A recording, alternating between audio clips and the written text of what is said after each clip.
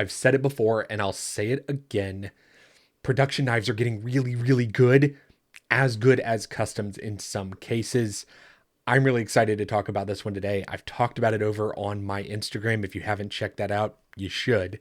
But today, we have a very special offering from Brian Efros. My name is Brad, and welcome back to Screaminpirate EDC. So today we are talking about the Elder.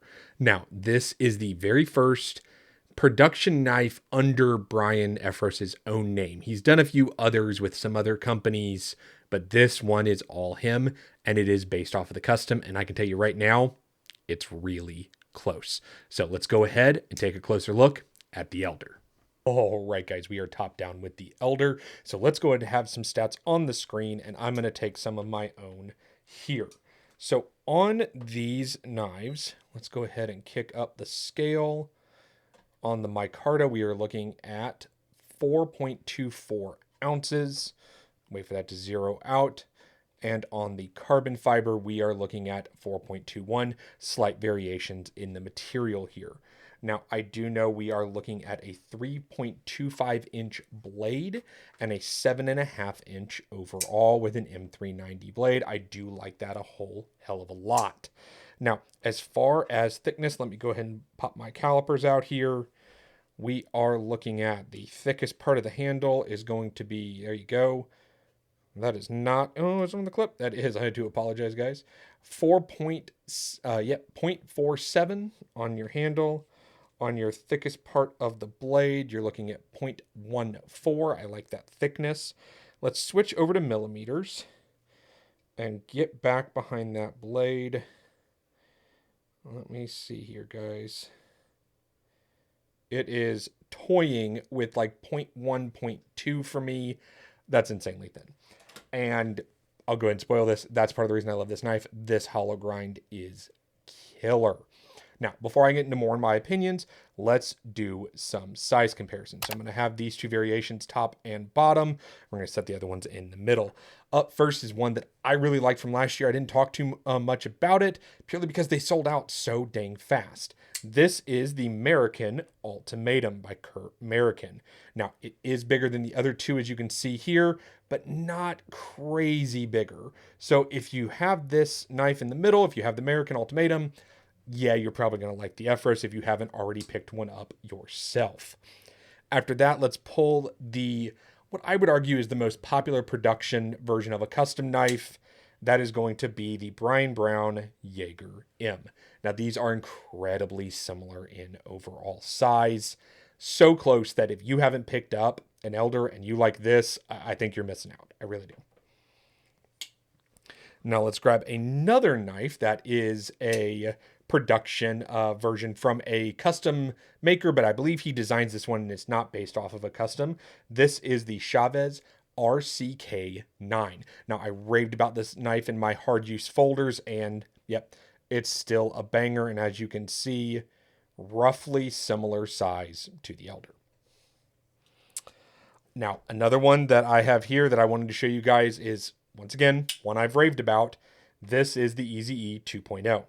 The Eazy-E 2.0 is a hair bigger in dimension, not that much more. And yeah, these are super, super close.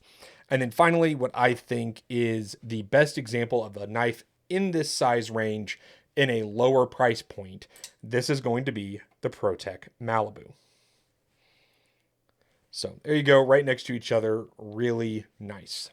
Now, before I go any further, I do want to say that these were sent out to me for review. Didn't affect my opinion, but I am really enjoying my time with them.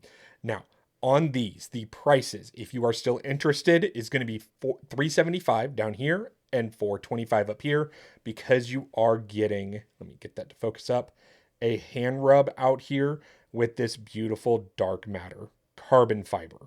Okay, that's what's raising the price on this by $50. I don't mind that as much, since this is a belt satin on this with a micarta. Very nice. I really do like them. The transition on the carbon fiber is stellar. You can feel it here because, micarta does have a little bit of texture. So as far as my thoughts on the knife itself, wear a large glove. As you can see, fits well in hand. I can easily extend my thumb out here. Now, when I'm in this exact spot, clip does bite in. I rearrange my hand just a little bit to where this knuckle is kind of cradled in the clip. Perfect. Absolutely perfect. No problems whatsoever.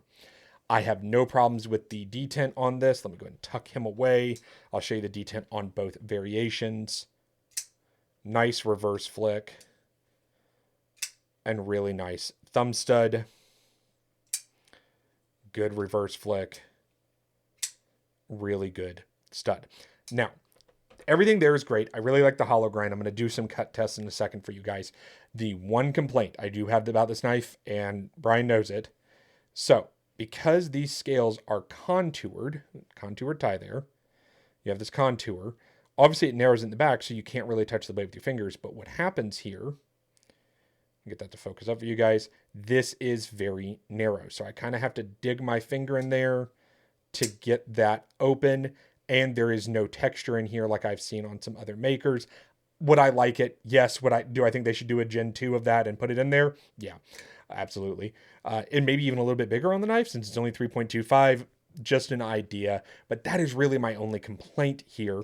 Let me go ahead and grab some cardboard and show you guys how this cuts. So, typical Amazon box that we all have in our houses. Let me go ahead and get a good grip there. Yeah, like no resistance. Kind of crazy how good it is. Once you get into that hollow ground, it just cuts and cuts and cuts. Really impressed with the performance here of this M390. Rayot did a killer job in my opinion. So obviously I've been saying it the whole review.